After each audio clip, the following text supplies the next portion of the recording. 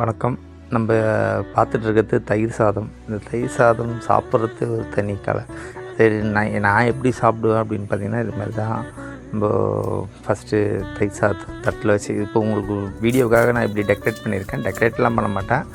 சொல்லி நம்ம தயிர் சாதத்தில் அப்படி ஒரு இந்த மோர் மிளகா இருக்குது பார்த்தீங்களா, அதை அப்படி லைட்டாக தூள் பண்ணி போட்டோன்னு வச்சிங்களேன், ஆல்ரெடி பச்சை மிளகா எல்லாமே இருக்கும். நம்ம செய்கிறது ஒரு தனி டேஸ்ட்டில் இருக்கும். இருந்தாலும் தயிர் சாதத்துக்கு எப்போவுமே தனி ஒரு மவுஸ் இருக்குல்ல. என்ன தான் வெயில் அடித்தாலும், என்ன தான் மழை அடித்தாலும் சில பேர் தயிர் சாதத்தை விரும்பி சாப்பிடுவாங்க. ஆனால் இப்படி சாப்பிட்டிங்கன்னா இன்னும் கொஞ்சம் சூப்பராக இருக்கும். எப்படின்னு பார்த்திங்கன்னா, நம்ம தயிர் சாதம் எடுத்துகிட்டு ஒரு மோர் மிளகா எடுத்து அப்படி லைட்டாக உடச்சி அப்படி தூவி விட்டு ஜஸ்ட் அப்படி பார்த்திங்கன்னாவோ பார்க்குறதுக்கும் நல்லாயிருக்கும், சாப்பிட சொல்லவும் நல்லாயிருக்கும். அது நம்ம செய்கிறது எப்படின்றது நான் அடுத்த வீடியோவில் உங்களுக்கு காட்டுறேன். இப்போ நம்ம சாப்பிட்ற முறை இப்படி தான் அப்படின்றது. நான் என்னடா அது சாப்பிட்ற முறைலாம் வீடியோ எடுத்து போடுறேன் அப்படின்னு அப்படி கிடையாது. தயிர் சாதத்துக்குன்னு ஒரு தனி இது இருக்குது.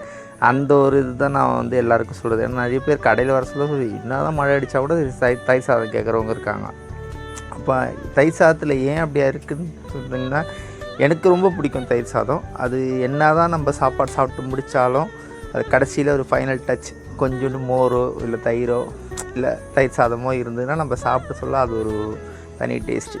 இந்த தயிர் சாதம் எப்படின்றது நான் சாப்பிட சொல்லவும் உங்களுக்கே தெரியும். அந்த ஒரு அளவுக்கு அருமையாக இருக்கும்.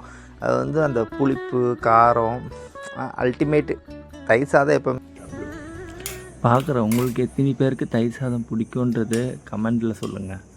ஆனால் நானும் தெரிஞ்சுப்பேன்ல, எனக்கு எவ்வளோ தயிர் சாதம் பிடிக்குன்றது உங்களுக்கு தெரிஞ்சிருச்சு.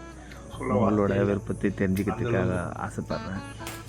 நீங்கள் கமெண்ட் பண்ணுங்கள், நான் தெரிஞ்சுக்கிறேன்.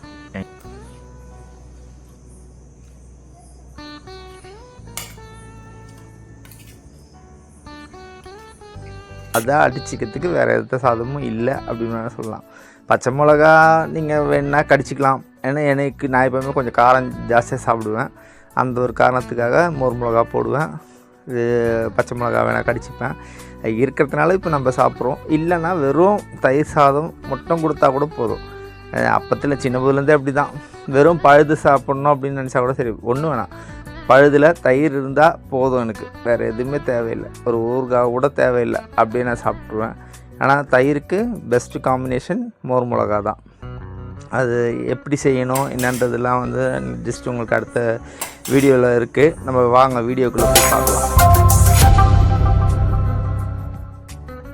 ஹாய் ஃப்ரெண்ட்ஸ், நம்ம இன்னைக்கு பார்க்க போகிறது தயிர் சாதம் எங்கள் ஸ்டைலில் நாங்கள் எப்படி செய்ய போகிறதுன்ற இன்னைக்கு பார்க்கலாம். அதுக்கு ஒரு மிக்ஸி ஜார் எடுத்துக்கோங்க. இந்த சைஸில் இஞ்சி எடுத்துட்டு நல்லா கழுவி அலசி எடுத்துக்கோங்க. கழுவி எடுத்துட்டு இஞ்சியை கட் பண்ணி போட்டுக்கோங்க. ஒரு 3 பச்சை மிளகாய் அதையும் உடைச்சி ஜாரில் போட்டுக்கோங்க. ஒரு 4-5 கொத்து கறிவேப்பிலை, பச்சை கறிவேப்பிலை இதை போட்டு மிக்சியில் கொரப்பு அரைச்சி எடுத்துட்டு வந்துடலாம். இதை அரைச்சி எடுத்துட்டு வந்துட்டோம். இப்போ ஒரு தண்ணியில மாற்றிட்டு இந்த மிக்ஸி ஜாரில் தண்ணி பிடிச்சிடுவோம். எடுத்தாச்சு. இந்த தண்ணி நம்ம தாளிப்புக்கு போதுமான தண்ணி. இப்போ தயிர் தாளிப்பை பார்த்துக்கலாம். ஸ்டவ் ஆன் பண்ணிக்கோங்க, வச்சுக்கோங்க. இப்போ பாத்திரம் சூடாகிடுச்சு. அதுக்கு தேவையான தாளிப்புக்கு தேவையான எண்ணெய் ஊற்றிக்கலாம். ஒரு குழிக்கரண்டி எண்ணெய்.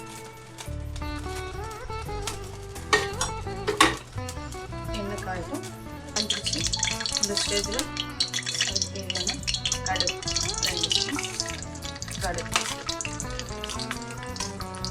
கடுகு பொரிஞ்சு வர ஸ்டேஜில் கருவேப்பிலை, காஞ்ச மிளகாய், பச்சை மிளகாய் இது காரத்துக்கு வேணும்னு சொல்லிட்டு போடுறது. இது ஃப்ளேவர் கோசம் போடுறது. இதை நீங்கள் உங்களுக்கு தேவையான அளவுக்கு போட்டுக்கோங்க. இப்போது கறிவேப்பிலை போட்டுக்கலாம். காஞ்ச மிளகாய் போட்டுக்கலாம்.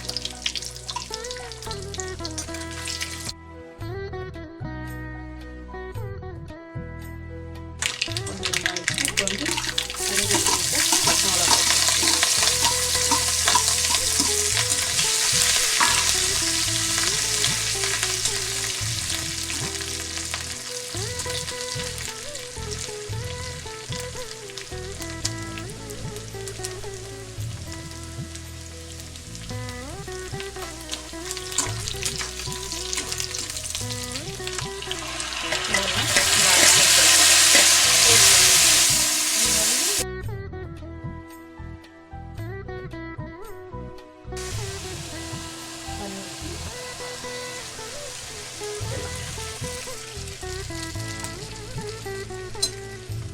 கொதி வந்தால் போதும், ரொம்ப கொதிக்க விட்டுறக்கூடாது.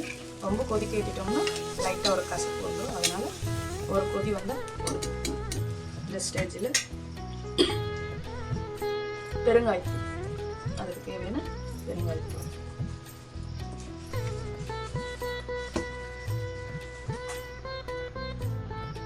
ஒரு ஸ்பூன் சால்ட், தயிரோட தாளிப்பு ரெடி ஆயிடுச்சு.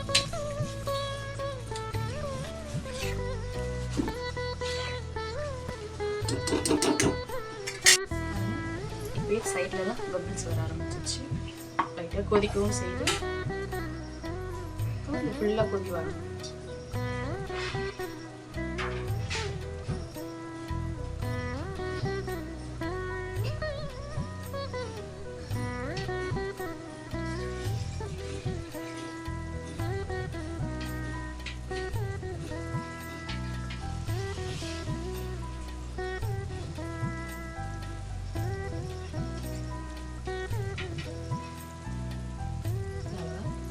கொதி வந்துருச்சு. இப்போ தயிர் தாளிப்பு ரெடி ஆகிடுச்சு.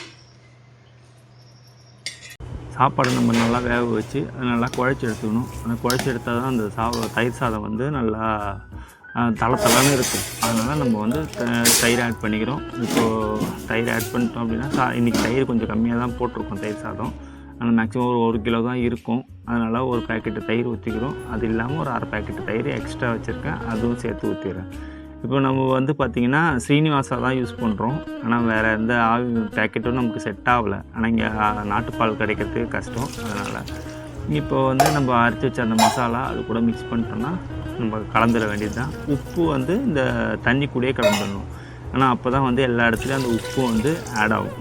எப்போவுமே நம்ம தண்ணியில் கலந்து உப்பு போட்டோம்னா தான் ரைஸ் அதில் எல்லா இடத்துலையும் அந்த உப்பு போகும். இல்லைன்னா வந்து திட்டாக இருக்கும், ஒரு இடத்துல உப்பு இருக்கும், ஒரு இடத்துல உப்பு இருக்காது. நல்லா கலந்து விட்டோம்னா தயிர் சாதம் ரெடி. இவ்வளோ தான். தயிர் சாதத்துக்கு எப்போவுமே தனி மவுஸ் இருக்குது. அது வந்து நான் வீடியோ நீங்கள் பார்க்க சொல்லி உங்களுக்கு தெரிஞ்சிருக்கும். தயிர் சாதம் தான். லைக் பண்ணுங்கள், கமெண்ட் பண்ணுங்கள். தேங்க்யூ வீடியோ பார்த்ததுக்கு.